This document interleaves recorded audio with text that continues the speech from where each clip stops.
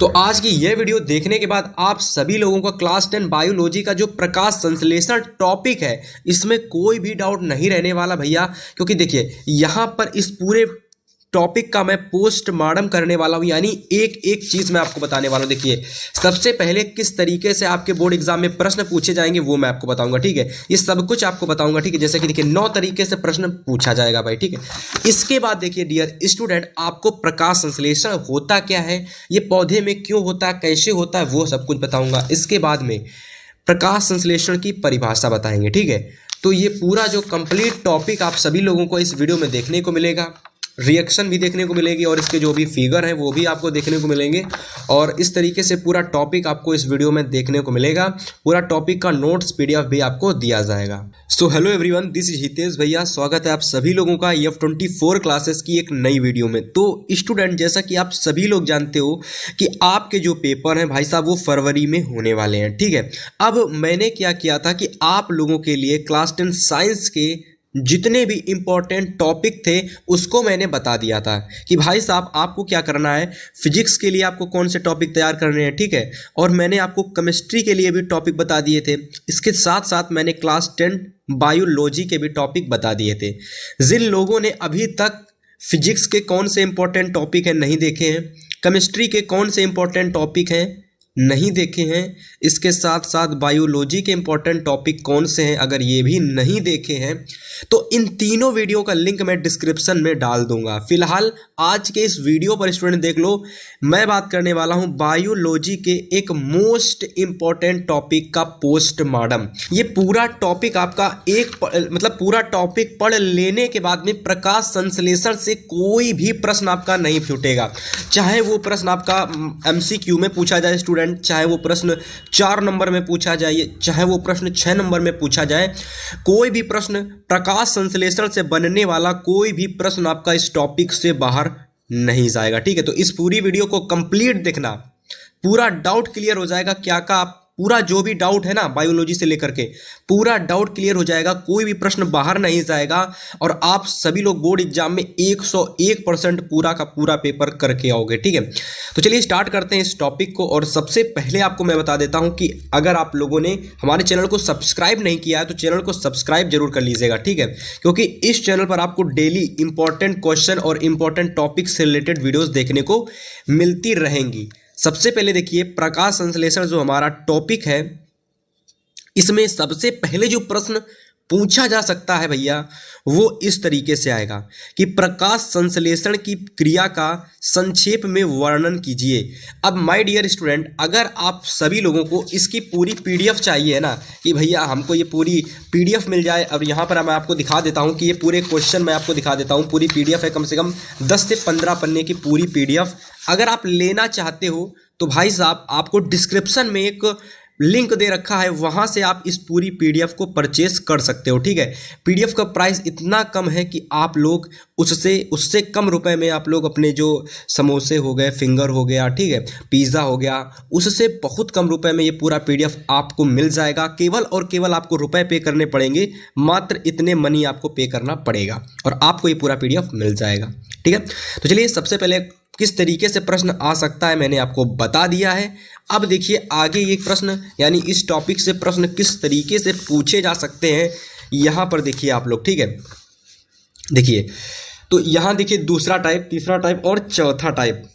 अगर मैं दूसरे टाइप की बात करता हूँ, ठीक है, तो दूसरे टाइप से प्रश्न पूछा जा सकता है कि प्रकाश संश्लेषण कार्बन डाइऑक्साइड आवश्यक क्यों है। यानी प्रकाश संश्लेषण में, यहाँ पर आप लोग में लिख लीजिएगा, प्रकाश संश्लेषण में, ठीक है।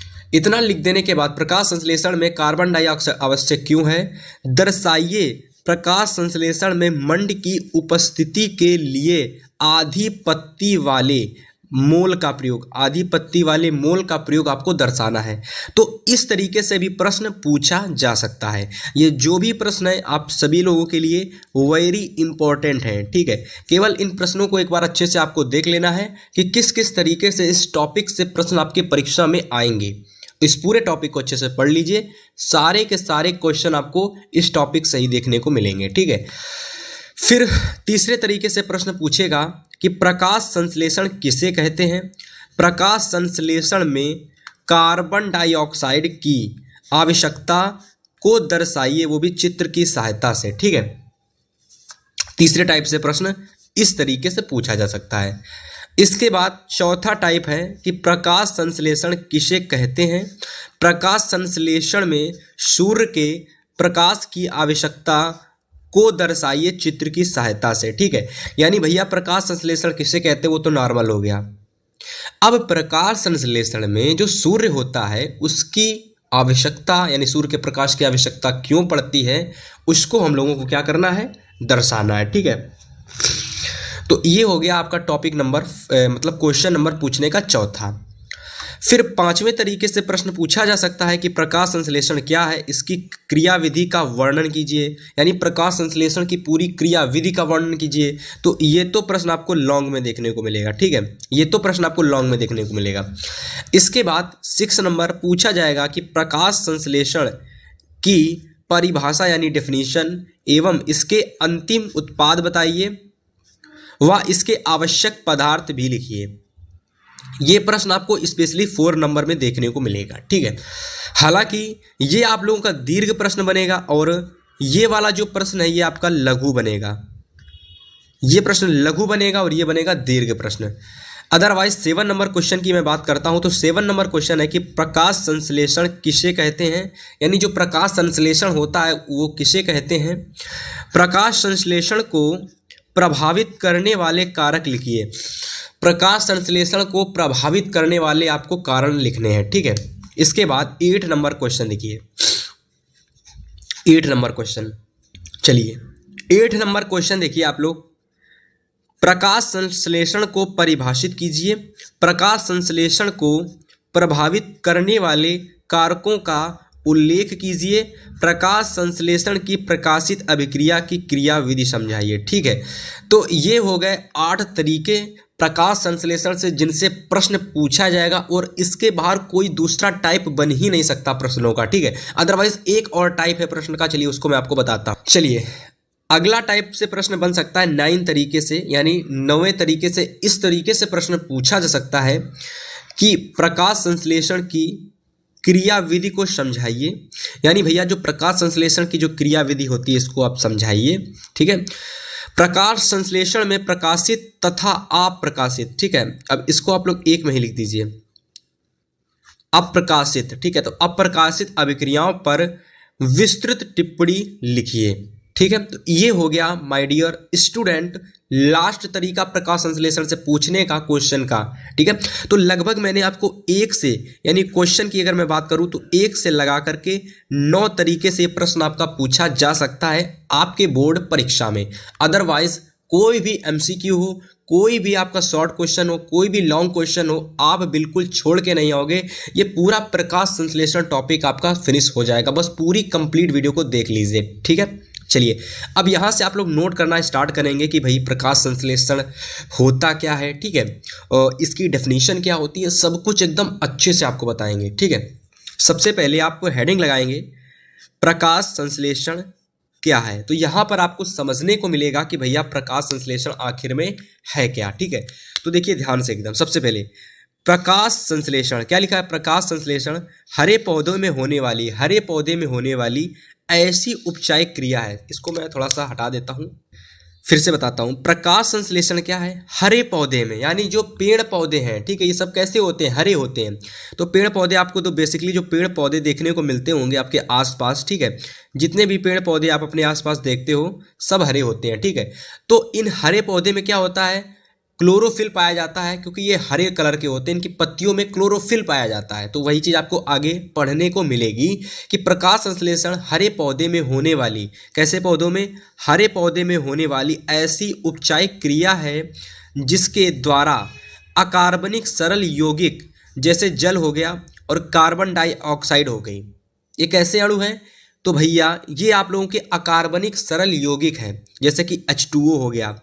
ठीक है, कार्बन डाइऑक्साइड CO2 हो गई। ठीक है, तो ये अकार्बनिक यौगिक हैं। ठीक है, कैसे अकार्बनिक, तो अकार्बनिक सरल यौगिकों को जल तथा कार्बन डाइऑक्साइड को प्रकाशित ऊर्जा में उपस्थित क्लोरोफिल की सहायता से कार्बोहाइड्रेट के रूप में बदल दिया जाता है। बेसिकली मैं इस पूरे प्रकाश संश्लेषण में ये बताया गया है कि भैया आपका जो H2O होता है और जो कार्बन डाइऑक्साइड होता है, ठीक है, ये प्रकाशित ऊर्जा का मतलब होता है प्रकाश की ऊर्जा में, प्रकाश की ऊर्जा से उपस्थित क्या होना चाहिए, जो क्लोरोफिल होता है वो है, यानी प्रकाश की ऊर्जा होनी चाहिए और क्लोरोफिल है, तो इन दोनों की उपस्थिति में आप जल और कार्बन डाइऑक्साइड को भैया कार्बोहाइड्रेट के रूप में बदल सकते हो। अभी मैं आपको इसकी जो रिएक्शन होती है यानी इसकी जो अभिक्रिया होती है वो मैं आपको बताऊंगा, तो पूरा टॉपिक मक्खन तरीके से आपको समझ में आ जाएगा। फिलहाल अब आपको डेफिनेशन में बताता हूं कि प्रकाश संश्लेषण की डेफिनेशन क्या होती है। तो यहां आप हेडिंग लगाएंगे प्रकाश संश्लेषण की परिभाषा यानी डेफिनेशन ऑफ फोटोसिंथेसिस। और डिफिनीशन ऑफ फोटोसिंथेसिस यानी प्रकाश संश्लेषण की परिभाषा आप इस तरीके से लिखेंगे अपने बोर्ड परीक्षा के प्रश्नों में कि भैया प्रकाश संश्लेषण वह प्रक्रिया है जिसमें सूर्य के प्रकाश में पौधों की हरी कोशिकाओं में उपस्थित क्लोरोफिल की सहायता से, ठीक है, आगे देखिए, कार्बन डाइऑक्साइड यानी CO2 व जल यानी H2O के संयोग से शर्करा आदि कार्बोहाइड्रेट बनाने की क्रिया को प्रकाश संश्लेषण या फिर कार्बन स्वांगीकरण की क्रिया कहते हैं। बेसिकली अगर मैं आपको बताऊं, जैसे कि अगर मैं इसकी डेफिनेशन, इसकी जो अभिक्रिया है वो मैं आपको अभी बताऊंगा आगे चल के, फिलहाल इसकी अभिक्रिया मैं आपको यहाँ समझाने का प्रयास करता हूँ। जैसे कि वीडियो थोड़ी सी लंबी होगी, बट अगर जिसने भी इस वीडियो को कंप्लीट देख लिया ना, तो प्रकाश संश्लेषण देखने के बाद में आप सभी लोगों का कोई भी डाउट नहीं छूटेगा उस प्रश्न से, इस टॉपिक से, सॉरी माफ करिए, और इससे एक प्रश्न आपके बोर्ड एग्जाम में जरूर आता है, ठीक है। तो इसकी बिल्कुल मत करना, पूरी वीडियो को एकदम अच्छे से एक बार देख लो और पूरे प्रश्नों को भी यहीं से आपके तैयार हो जाएंगे, क्योंकि मैंने स्टार्टिंग में सारे क्वेश्चन नोट कर ही दिए हैं आपके, ठीक है। तो आपको कहीं क्वेश्चन इसके ढूंढने नहीं पड़ेंगे, ठीक है। सबसे पहले मैंने आपको बताया कि प्रकाश संश्लेषण की जो प्रक्रिया होती है उसमें अकार्बनिक अणु कौन कौन से होते हैं, तो CO2 होता है। सबसे पहले क्या, CO2 यानी कार्बन डाइऑक्साइड होती है, ठीक है। इसके बाद क्या होता है, H2O होता है। क्या होता है, H2O होता है, ठीक है। तो चलिए आपको समय ना बर्बाद हो इसकी वजह से मैंने सीधा आप लोगों को वो रिएक्शन ही यहाँ पर मैं आपको बताने वाला हूँ। अब देखो इतने सारे अच्छे PDF के हैंड रिटन नोट्स अगर आपको चाहिए हैं भैया, देखो इतने अच्छे से लिखे गए, यहाँ पर देखिए कितने अच्छे से एक फिगर को बनाया गया है।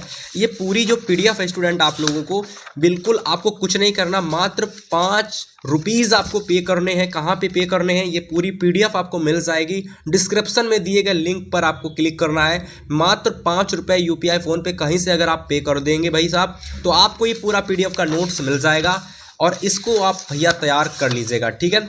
फिलहाल मैं आपको अब बताने वाला हूँ, यहाँ पर देखिए प्रकाश संश्लेषण की प्रक्रिया का रासायनिक समीकरण।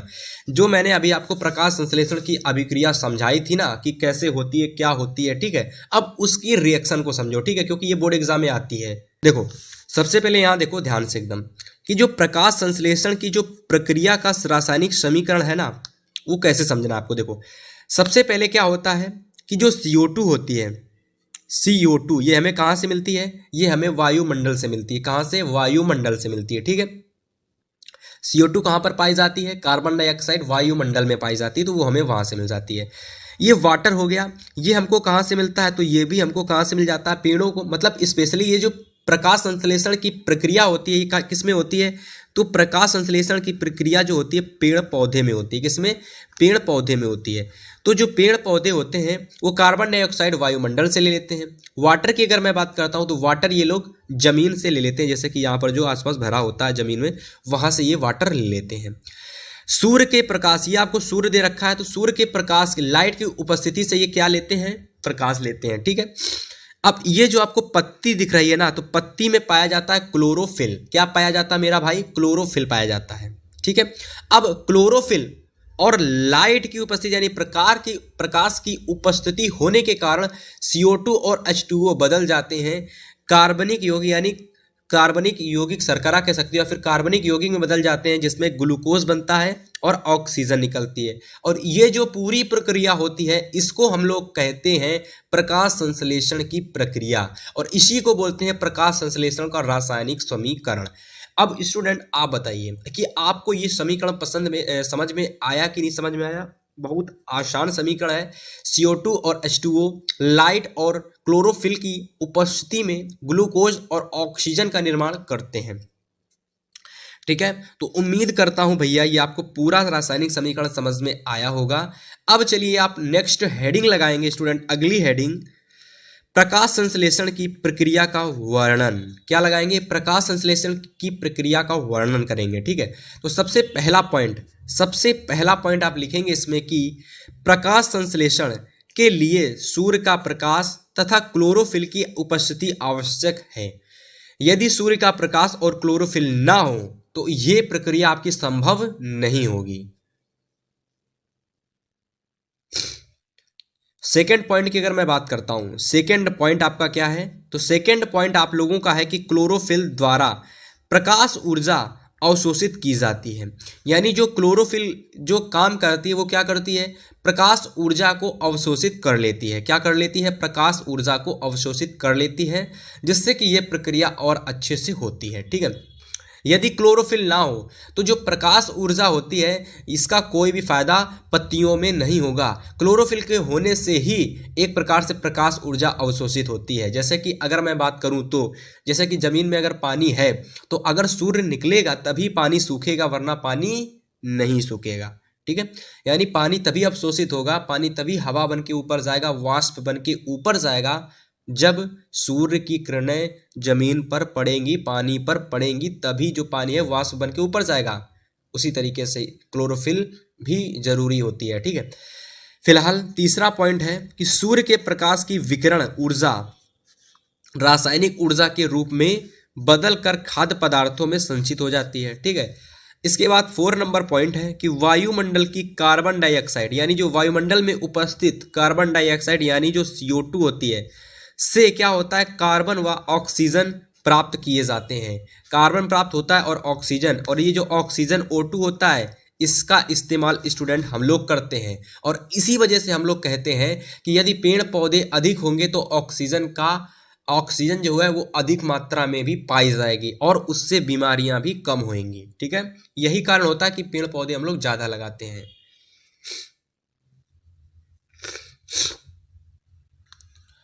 अगले पॉइंट की ओर बात करते हैं, 5 नंबर पॉइंट।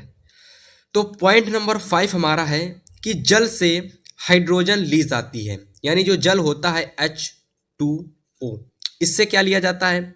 तो इससे हाइड्रोजन, यानी हाइड्रोजन की बात करें तो H2 गैस ली जाती है। ठीक है, चलिए पॉइंट नंबर 6 की बात करते हैं। अगले पॉइंट यानी 6 की बात करते हैं। तो 6 नंबर पॉइंट है कि जल के अपघटन से निकली ऑक्सीजन इस अभिक्रिया में उप उत्पाद के रूप में वायुमंडल में प्रयुक्त होती है, यानी मुक्त होती है। ठीक है, तो जल के अपघटन से निकली कौन? ऑक्सीजन इस अभिक्रिया में उप उत्पाद के रूप में वायुमंडल में मुक्त हो जाती है। ये ऑक्सीजन जो मुक्त होती है वायुमंडल में, यानी ये वायुमंडल में पहुंच जाती है ना, इसी का इस्तेमाल सभी जीव, सभी मानव करते हैं जीने के लिए। ठीक है, चलिए 6 पॉइंट हमारे कंप्लीट हो चुके हैं। अब हम चलिए बात करते हैं अगले पॉइंट की। चलिए अगला पॉइंट हम लोगों का 7 नंबर पॉइंट है। 7 नंबर कि प्रकाश संश्लेषण का अंतिम उत्पाद ग्लूकोज शर्करा है। ग्लूकोज शर्करा का मतलब क्या होता है? वही जो आपको पता थी, C6H12O6। ठीक है, तो ये इसका अंतिम उत्पाद है और यह शीघ्र ही मांड में बदल जाती है। शीघ्र किसमें? मंड में बदल जाती है। मंड में, मांड नहीं होता, मंड में ये बदल जाती है। ठीक है, तो इस तरीके से आपसे बोर्ड एग्जाम में देखिए अगर प्रश्न आ सकता है कि कौन सी ऐसा अंतिम उत्पाद होता है प्रकाश संश्लेषण में जो शर्करा में बदल जाता है, तो आपको बहुत सारे ऑप्शन दे रखे होंगे, तो आपको ये वाला ऑप्शन टिक लगाना होगा, यानी जो C6H12O6 होता है, क्योंकि इसको हम लोग ग्लूकोज शर्करा बोलते हैं। ठीक है, तो इस तरीके से देखिए MCQ हो या फिर लॉन्ग क्वेश्चन हो या शॉर्ट क्वेश्चन हो, इस टॉपिक से बाहर आपका नहीं जाएगा। तो चलिए अब आपको मैं यहाँ बताने वाला हूँ अगली हेडिंग। तो अगली हेडिंग आप लोग लगा लेंगे यहाँ से एकदम अच्छे से, प्रकाश संश्लेषण की क्रियाविधि।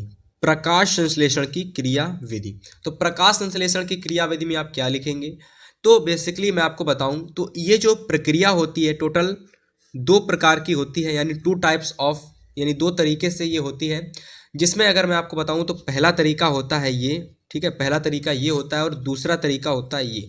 पहले तरीके की अगर मैं बात करता हूं तो पहले तरीके से अगर आप देखेंगे तो होती है प्रकाशिक अभिक्रिया, ठीक है, जिसको हम लोग हिल अभिक्रिया भी बोलते हैं। क्या बोलते हैं? हिल अभिक्रिया भी बोलते हैं। इसके बाद दूसरी जो है वो है अप्रकाशिक अभिक्रिया, जिसको हम लोग केल्विन चक्र बोलते हैं, ठीक है।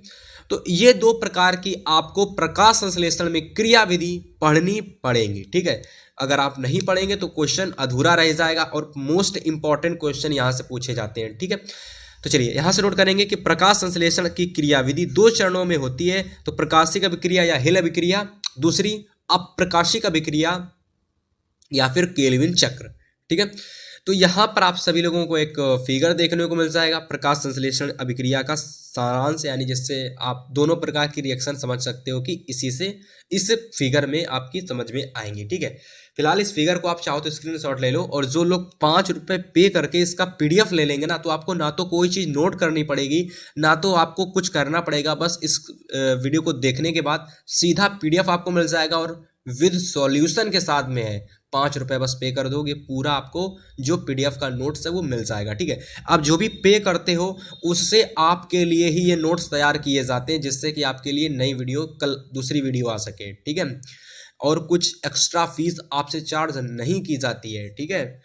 फिलहाल अगर इस फिगर की बात करें तो देखिए फिगर में भैया ये सूर्य दे रखा है, ठीक है, ये सूर्य दे रखा है।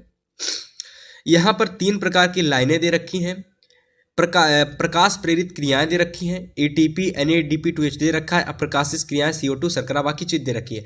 अब आपको समझाते हैं आखिर ये सिस्टम है क्या। देखिए सबसे पहले जो सूर्य होता है, ठीक है, ये क्या करता है कि प्रकाश प्रेरित प्रक्रियाएं जैसे कि H2O और ऑक्सीजन, ठीक है, ये क्या होता है कि प्रकाश प्रेरित क्रियाएं जो होती हैं जैसे कि जो H2O होता है जल, ये ऑक्सीजन में बदल जाता है। यानी भैया जो H2O से जल से ऑक्सीजन मिल जाता है, ठीक है, जल से क्या मिल जाता है? ऑक्सीजन मिल जाता है। आपने रिएक्शन जरूर पढ़ी होगी स्टार्टिंग में, मैंने अभी आपको बताई थी, जिसमें आप लोगों का जो H2O होता है, ठीक है, और जो CO2 होता है, H2O से क्या मिल जाता है? ऑक्सीजन मिल जाता है, तो H2O से ऑक्सीजन मिल गया, ठीक है। इसके बाद देखिए CO2 जो होता है, CO2 इससे किसका निर्माण होता है? तो इससे शर्करा का निर्माण होता है, ठीक है। तो बेसिकली अगर मैं बताऊं तो जो प्रकाश प्रेरित क्रियाएं होती हैं उसमें क्या होता है? उसमें H2O से O2 बनता है, लेकिन जो अप्रकाशिक क्रियाएं होती हैं उसमें CO2 से शर्करा का निर्माण होता है, ठीक है। अब अगर मैं बताऊं तो ATP, जो ATP ऊर्जा होती है ना, वो जो क्रिया होती है ATP, वो प्रकाश प्रेरित क्रिया में होती है। ATP आ जाती है अप्रकाशित में, किसमें आ जाती है? अप्रकाशित में। तो इस तरीके से क्या होता है, ये पूरी रिएक्शन आपकी यानी चित्र में समझाई गई है, ठीक है। इसको एकदम अच्छे से नोट कर लिए, फिगर को बनाना सीख लीजिए। आपके बोर्ड एग्जाम में क्रियाविधि अगर आएगी तो ये फिगर आपको डेफिनेटली बनाना पड़ेगा, ठीक है। फिलहाल अब आपको बताने वाले हैं हेडिंग प्रकाशित अभिक्रिया या फिर हिल अभिक्रिया के बारे में। तो इसमें आप लोग यहां से लिखना स्टार्ट करेंगे माय डियर स्टूडेंट, एक मिनट, इसमें आप लोग यहां से लिखना स्टार्ट करेंगे। देखिए आप लोग लिखेंगे प्रकाश अभिक्रिया में कि प्रकाश अभिक्रिया का अध्ययन सर्वप्रथम हिल नामक वैज्ञानिक ने किया था। किसने किया था? हिल नामक वैज्ञानिक ने किया था, इसलिए इसे हिल अभिक्रिया क्या कहते हैं? हिल अभिक्रिया कहते हैं। यह क्रिया हरित लवकों के प्रेरणा नहीं होगा, ग्रहणा, हरित लवकों को ग्रहणा, यहाँ आप लोग लिख लो ग्रहणा, तो प्रेरणा जो लिखा हुआ है यहाँ पर ग्रहणा होगा। क्या होगा? ग्रहणा। तो हरित लवकों के ग्रहणा में क्लोरोफिल, ग्रहणा का मतलब ये होता है जो ग्रहणा होते हैं उसमें क्लोरोफिल पाया जाता है, जो इस प्रकार की, देखिए यहाँ पर समझिए, ये जो क्या होती है, ये आपकी पत्ती है, ठीक है, ये क्या है? पत्ती है, सभी लोगों को दिख रही।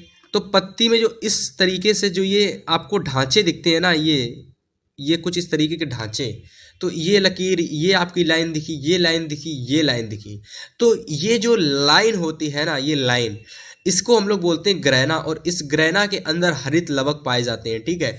तो हरित लवक यानी जो क्लोरोफिल होता है वो पाया जाता है, ठीक है, उसी को हम लोग हरित लवक भी बोलते हैं। हरित लवक किसको बोलते हैं? क्लोरोफिल को बोलते हैं। इस बात को भी आप लोग याद कर लेना कि क्लोरोफिल को हरित लवक भी बोलते हैं, ठीक है। फिलहाल क्लोरोफिल की सहायता से होती है और यह निम्न पदों में पूर्ण होती है। तो सबसे पहली अगर मैं बात करूं प्रकाश अभिक्रिया, तो ये क्या होती है, ये क्रिया को सबसे पहले अध्ययन करने वाले हिल नामक वैज्ञानिक थे, इसीलिए इसे हिल अभिक्रिया कहते हैं। ये जो अभिक्रिया होती है या फिर ये जो क्रिया होती है ये क्लोरोफिल की सहायता से होती है, इसकी वजह से इसे क्या कहते हैं, प्रकाश अभिक्रिया कहते हैं। ये एक निम्न पदों में पूर्ण होती है। तो चलिए इसके जो भी पद हैं भैया उसको देख लेते हैं एकदम अच्छे से एकदम, ठीक है। तो सबसे पहला पॉइंट, सूर्य का प्रकाश अवशोषित कर हरित लवकों की ग्रहणी, हरित लवकों ग्रहणम नहीं ग्रहणा, ग्रहणा लिखिए ग्रहणा,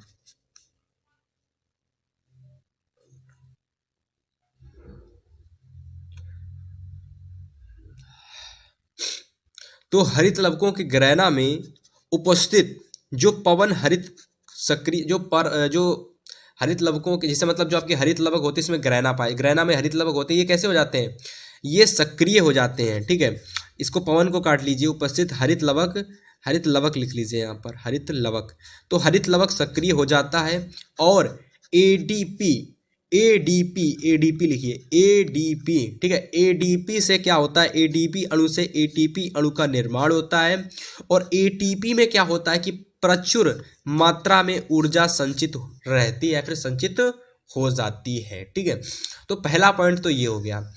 सेकंड पॉइंट आपको क्या लिखना है, देखिए सेकंड पॉइंट आपको लिखना है कि ऊर्जा की क्लोरोफिल यानी ऊर्जा की क्लोरोफिल द्वारा जल का H+ तथा OH- योनो नहीं होगा, देखिए यहाँ पर योनो की जगह आयन होगा, क्या होगा, आयनों। तो इसका क्या होता है, H+ और OH- आयनों में प्रकाश अपघटन होता है, क्या होता है, प्रकाश अपघटन होता है, ठीक है। जैसे कि यहाँ पर देख लो ये आपका 4 अणु यानी 4 अणु जल के हैं, ठीक है, जो कि भैया 4 हाइड्रोजन और 4 OH- में क्या हो गए, बदल गए हैं, ठीक है।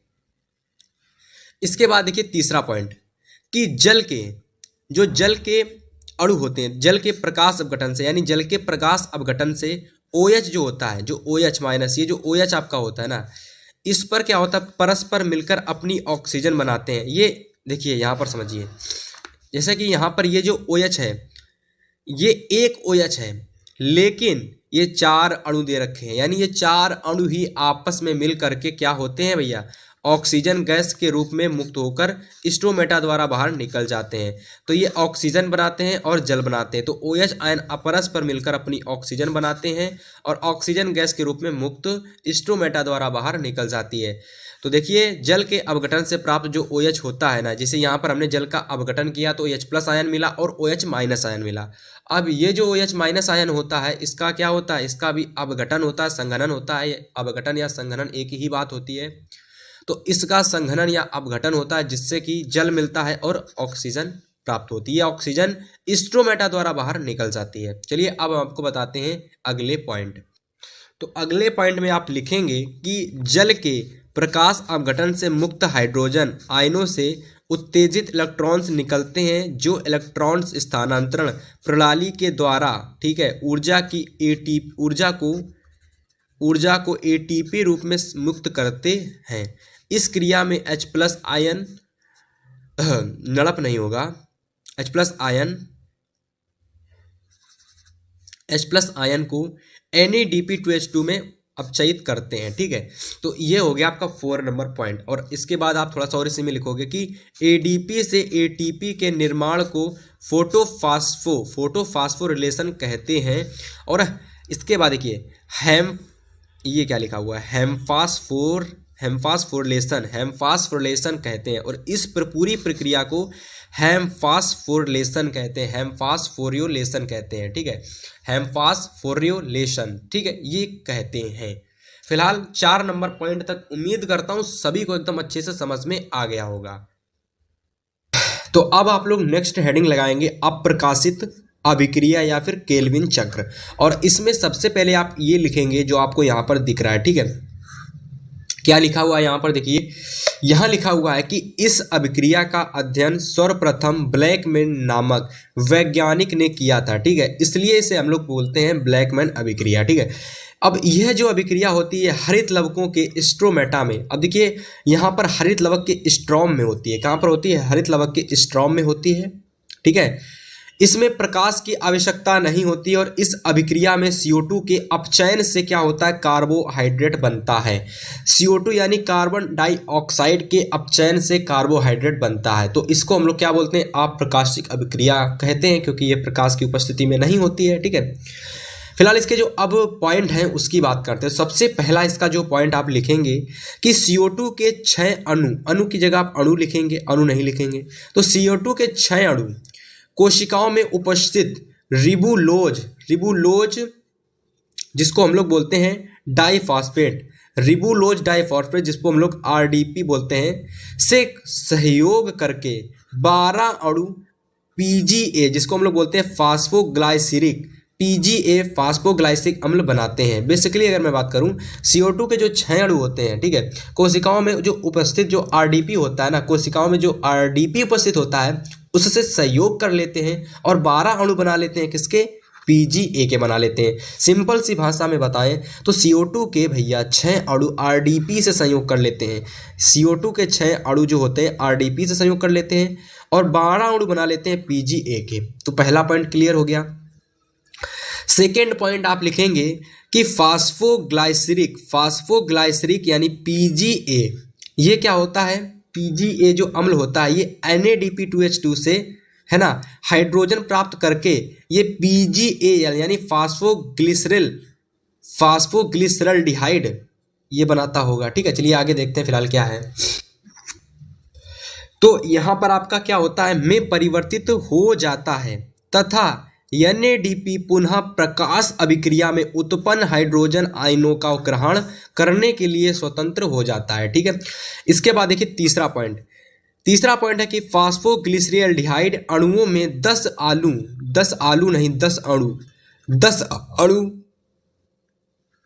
पूरे लिखोगे, 10 अणु पूरे ADP किसमें? IDP में बदल जाते हैं, यानी कि भैया ADP में बदल जाते हैं तथा शेष 2 अणु हेक्सोज शर्करा ग्लूकोज में बनाते हैं। हेक्सोज शर्करा जो होती है ग्लूकोज बनाते हैं। ठीक है, तो यहाँ पर आपको एक दे रखी है समीकरण, इस समीकरण को समझाते हैं आपको। देखिए सबसे पहले क्या होता है कि यहाँ पर दे रखा था कि फास्फोग्लिसरल्डिहाइड अणुओं में 10 अणु जो होते हैं क्या होते हैं? पूरे ADP में बदल जाते हैं तथा जो शेष 2 अणु रह जाते हैं वो हेक्सोज शर्करा ग्लूकोज बनाते हैं। ठीक है, अगर मैं बात करता हूं तो 10 अणु किस में बदल जाते हैं? पूरे ADP में बदल जाते हैं। ठीक है, जैसा कि यहां पर देखो CO2 हो गया, ठीक है, 12 ATP हो गया, 12 NADP2H2 हो गया। ठीक है, देखो ध्यान से एकदम अच्छे से देखो, 10 अणु क्या बनाते हैं? पूरी ATP में बदल जाते हैं, पूरे ADP में बदल जाते हैं। देखो ध्यान से 12 अणु ATP में बदल गए। ठीक है, 12 NADP2H2 में आ गया एसिटिस। ठीक है, 6H2O आ गया और ये यहाँ पर 6H12O6 आ गया। ठीक है, तो इस तरीके से ये पूरी रिएक्शन आपकी यहाँ पर बैलेंस हो जाती है। पहले से ही बैलेंस थी, मुझे बैलेंस करने की फिलहाल जरूरत नहीं पड़ी। ठीक है, बेसिकली ऊपर वाली लाइन को आपको 1 से 2 बार पढ़ना है, आपको समझ में आ जाएगा। ठीक है, चलिए अब आपको यहाँ से जो दोनों प्रकार की क्रियाएं थी, जैसे कि पहली आपकी थी अभिक्रिया प्रकाशिक अभिक्रिया, ठीक है, दूसरी आपकी थी अप्रकाशिक अभिक्रिया। दोनों प्रकार की जो प्रक्रियाएं हैं कंप्लीट हो चुकी हैं। ठीक है, तो इस संपूर्ण चक्र को केल्विन चक्र कहते हैं, यानी ये जो पूरा आपने पढ़ा है इसको हम लोग केल्विन चक्र कहते हैं। ठीक है, अब चलिए स्टूडेंट आप हेडिंग लगाएंगे प्रकाश संश्लेषण के अंतिम उत्पाद। ठीक है, प्रकाश संश्लेषण के अंतिम उत्पाद यहाँ पर देखिए सबसे पहले पॉइंट में आप लिखेंगे कि CO2 तथा जल के सहयोग से ग्लूकोज बनता है। ठीक है, बिल्कुल। कोशिकाओं के अंदर ग्लूकोज में मंड का निर्माण होता है, मंद नहीं होता भैया, मंड होता है, तो मंड का निर्माण होता है। यह मंड पौधे में संचित कर लिया जाता है। ठीक है, समझ में आ गया होगा। दूसरा पॉइंट, ऑक्सीजन मुक्त होती है जो वायुमंडल में मुक्त होती है और सभी जीवों के श्वसन में काम आती है। तो ये हो गए भाई साहब आपके प्रकाश संश्लेषण के अंतिम उत्पाद।